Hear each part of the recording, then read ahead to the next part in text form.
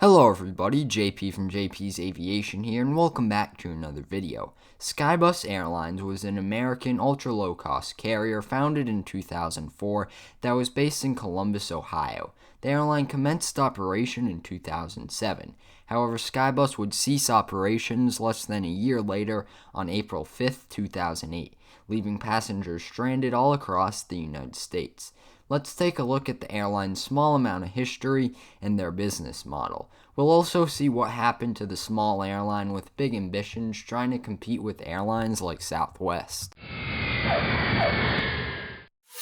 After America West pulled out of Columbus, Skybus's founder, John Weekle, started to find people to fund his airline and help what would become Skybus. However, Weekle would quit only one day after Skybus started passenger operations. In April of 2007, the airline announced their destinations, all of which would originate from their hub in Columbus. The airline operated an all point-to-point model service like Breeze does today. Skybus only booked flights to and from Columbus, not allowing connections. That cut down on costs because they didn't need to move bags from airplane to airplane, and they didn't need to rebook customers if their flight was delayed or canceled. The airline started to fly to 8 destinations on the 22nd of May 2007.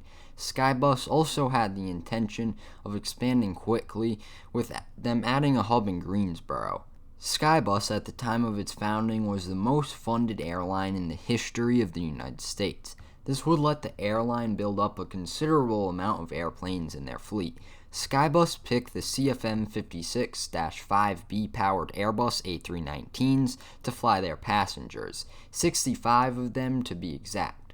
Skybus would only take 11 of these A319s. 2 additional A319s did come from Virgin America in a lease agreement. The airline's business model was very similar to that of Ryanair's, trying to be the cheapest airline in the United States. The airline offered tickets as low as $10, much like ultra-low-cost airlines in the EU and now the United States ultra-low-cost airlines. Skybus relied heavily on ancillary revenue and costs not included in the initial ticket price: check bags, seating assignments, food and drinks. Now, common practice in today's United States ultra-low-cost carriers, but it was extremely rare back then.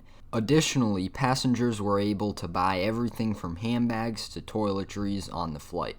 Other companies were able to pay $500,000 for advertisement on the fuselage of their Airbus A319s, the first of which was for Nationwide. On top of these revenue-raising methods, Skybus also had cost-reduction methods too, including using secondary airports, paying their flight attendants less than the competition, only $9 an hour, but letting them split 10% of the flight revenue, and Skybus also didn't have a call center for booking, among other things to keep costs low.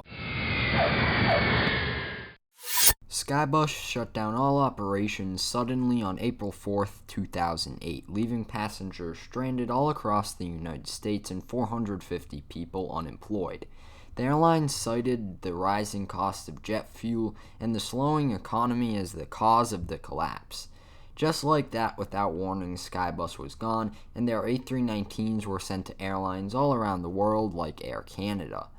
The airline reported that their aircraft had an average of being 79% full, which isn't too bad, but Skybus wasn't cut for the US market yet. If they were to stay around for a few more years or wait a few years before launch, they would have been in a prime position to compete with Spirit and others that used almost an identical business model and are now some of the most popular airlines in the United States today.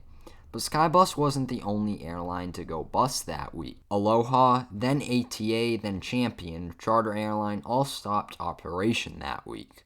So, let me know what you think about Skybus. If you've ever flown on them, please let me know your story. I'd be really interested to hear it. Thank you all so much for watching. Don't forget to like, share, and subscribe. It really helps the channel out. And I'll see you all next time on JP's Aviation. Goodbye.